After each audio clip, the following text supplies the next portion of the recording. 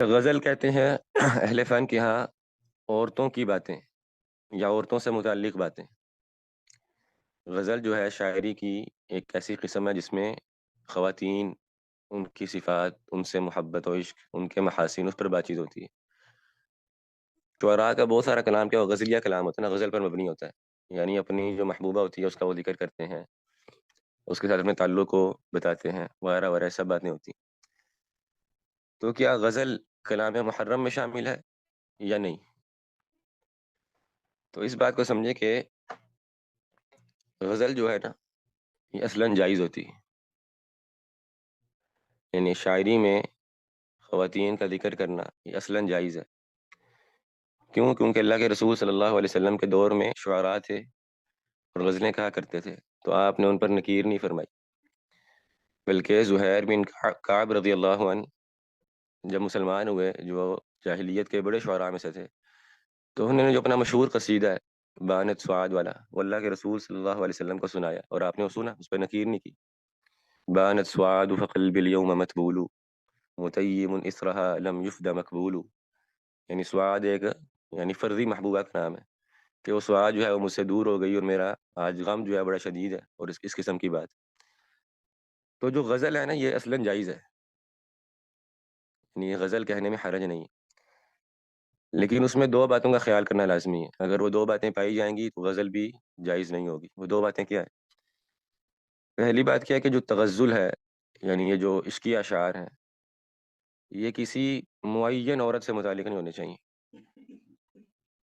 تغزل یعنی عشقی اشعار کہنا، اس میں کسی عورت کو معین نہیں کرنا، یعنی کوئی عائشہ، فاطمہ، سلمہ، کسی خاص عورت جس کا حقیقت میں وجود ہو تو نام لے کر اس کے بارے میں اشعار کہنا یہ کبیرہ گناہ ہے، یہ بہت سنگین بات ہے۔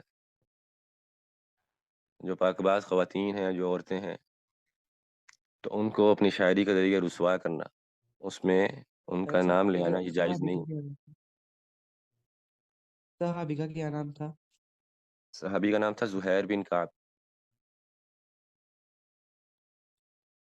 سہیب بن بلکہ کعب بن زہیر، کعب بن زہیر، زا کے ساتھ، زا ہا یا را، زہیر، کعب بن زہیر رضی اللہ عنہ، یہ بہت بڑے شعراء میں سے۔ تو خیر پہلی بات میں نے کیا کہا کہ غزل میں کسی معین خاتون اس کے بارے میں غزلیہ اشعار کہنا، عشقی اشعار کہنا یہ جائز نہیں، بلکہ عورت کے بارے میں عام طور پہ اشعار کہنے چاہیے، کوئی یعنی مجہول محبوبہ کا ذکر ہو تو وہ درست ہے۔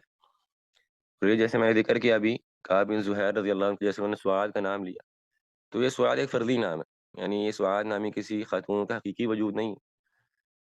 اسی طرح لیلہ جو ہے، لیلہ بھی ایک فرضی نام ہے، عرب شاعری میں لیلہ کا ذکر بہت زیادہ ملتا ہے نا، اور لیلہ کئی ساری ہیں، یعنی بنو عامر کی لیلہ ہے، بنو فلاں کی لیلہ، تو یہ لیلہ بھی ایک فرضی نام ہے، اور بھی بہت سارے ایسے نام مل سکتے ہیں۔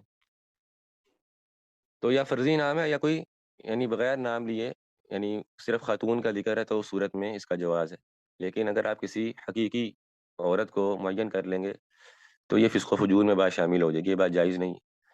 والذین یرمون المحصنات الغافلات المؤمنات لعنوا فی الدنیا والآخرہ، اللہ تعالیٰ نے فرمایا جو پاک باز عورتوں پر جو ہے نا ان کو یعنی تہمت لگاتے ہیں، ان کو فسق و فجور سے منسوب کرتے ہیں، تو وہ ملعون لوگ ہیں، دنیا میں بھی اور آخرت میں بھی۔ تو خیر اس سے بچنا چاہیے، یہ پہلی بات۔ دوسری بات کیا کہ غزلی اشعار میں فحاشی نہ ہو۔ فحاشی سے کیا مراد ہے؟ آپ کوئی بندہ کہے کہ عورت کا ذکر کرنا ہی فحاشی ہے، تو یہ بات نہیں ہے، یہ تو اصل غزل ہے۔ غزلی اشعار میں فحاشی سے مراد کیا ہے کہ عورت کے اوصاف کا ذکر کرتے ہوئے وہ باتیں ذکر نہ کی جائیں جو اللہ نے حرام کر دی ہیں، مثال کے طور پر اس کی جسامت کا ذکر کرنا، اس کے اعضاء کا ذکر کرنا، تو یہ نامناسب بات ہے۔ یا اس کے ساتھ اپنے حرام تعلق کا ذکر کرنا، یہ بھی شعراء کے یہاں پایا جاتا ہے نا، یعنی وہ وصل کی رات کا ذکر کرتے کرتے اور اس میں اپنے اس سے حرام تعلق کو بیان کرتے ہیں، تو یہ بات بھی درست نہیں۔ تو غزلیہ شاعری درست ہے، لیکن اس میں ان دو باتوں سے بچنا چاہیے کہ عورت کو معین نہ کیا جائے، اور اس میں اپنے حرام تعلق کا اظہار یا عورت کے جو خفیہ اس کے اوصاف ہیں، اس کے اعضاء ہیں، ان کا بیان نہ ہو، یہ بات نامناسب ہے، جائز نہیں۔ ہاں اس کے علاوہ ویسے ہی فراق کی باتیں، محبت کی باتیں، وصال کی باتیں، اور اس قسم کی باتیں جو غزل پر مبنی ہیں، غم کی باتیں، تو یہ اصلاً جائز ہے ان کا جواز۔ اور یہ ہمیشہ سے شعراء، مطلب شاعری کی بنیاد یہ ہے، والشعراء یتبعہم الغاوون، یہ شعراء جو ہیں ہمیشہ وہ بھٹکتے پھرتے ہیں ایسے ہی، یعنی خواہ خواہ ان کا کہہ لیں اوڑھنا بچھونا ہی یہ شاعری ہوتی۔ تو شاعری کو اسلام نے حرام نہیں کیا، اس کو جائز رکھا ہے۔ اور ابن القیم رحمہ اللہ فرماتے ہیں غالب التغزل والتشبیب انما هو فی الصور المحرمہ، کہ جو غزلیہ شاعری ہے نا، اس کا جو غالب حصہ ہے وہ حرام ہی ہوتا ہے، یعنی شعراء حضرات ان پابندیوں کی پرواہ نہیں کرتے، وہ عام طور پہ عورتوں کے جو مواصفات ہیں ان کا ذکر کرتے ہیں، حرام تعلقات کا ذکر کرتے ہیں۔ تو بہت کم ایسے ہوتا ہے کہ جو غزلیہ شاعری ہے وہ شرعی میزان پہ پوری اترتی ہو، تو اس لیے اس سے بچ جانا بہرحال بہتر ہوتا ہے۔ اور یہاں پر ایک اور بات ہے سمجھنے کی، وہ کیا ہے کہ جتنی بات ہم نے کی ہے نا، یہ غزل کہنے والے کے حق میں ہے، یعنی جو شاعر ہے اس کے حق میں ہے کہ وہ اس بات کا خیال رکھے کہ وہ نہ کسی خاص عورت کا ذکر کرے، نہ وہ دیگر جو میں نے باتیں بتائی ہیں۔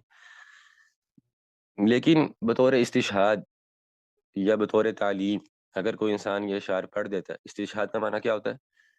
استشہاد کہتے ہیں یعنی آپ نے قرآن مجید میں، حدیث میں، عربی زبان میں کوئی لفظ ہے تو آپ نے اس لفظ کا معنی بیان کرنا۔ آپ کہتے ہیں کہ کلام عرب میں یہ معنی فلاں فلاں امرؤ القیس نے استعمال کیا، فلاں شاعر نے استعمال کی، تو آپ ان لوگوں کے اشعار پڑھتے ہیں یا عربی زبان سیکھنے کے لیے، تعلیم کے لیے پڑھتے ہیں، تو تعلیم کی غرض سے، استشہاد کی غرض سے ان اشعار کو پڑھنا اس میں رخصت ہے، کیونکہ صحابہ کرام جو تھے وہ تفسیر میں اور یعنی دیگر جو عربی زبان ہے اس کے فہم میں جاہلی اشعار سے مدد لیا کرتے تھے، حالانکہ اس میں فحش باتیں ہوتی تھیں۔ اب ہمارے یہاں جیسے مدارس میں 7 معلقات پڑھائی جاتی ہیں، جن بھائیوں نے مدرسے میں پڑھا ان کو اس بات کا علم ہوگا، جو معلقات 7 ہیں، تو اس میں اب جیسے امرؤ القیس ہے تو وہ اپنی جو محبوبائیں ہیں ان کے بڑے اوصاف بیان کرتا ہے، اس کے ساتھ اپنا تعلق بھی بیان کرتا ہے، بڑا کچھ بیان کرتا ہے، بڑا کچھ بیان کرتا ہے، لیکن اس کو بغرض تعلیم یا بغرض استشہاد آپ کہہ لیں وہ آگے پڑھایا جاتا ہے۔ کیوں؟ کیونکہ اس سے اس حقیقت کا مقصود نہیں ہوتا، بلکہ اس سے صرف عربی زبان کا فہم مقصود ہوتا ہے۔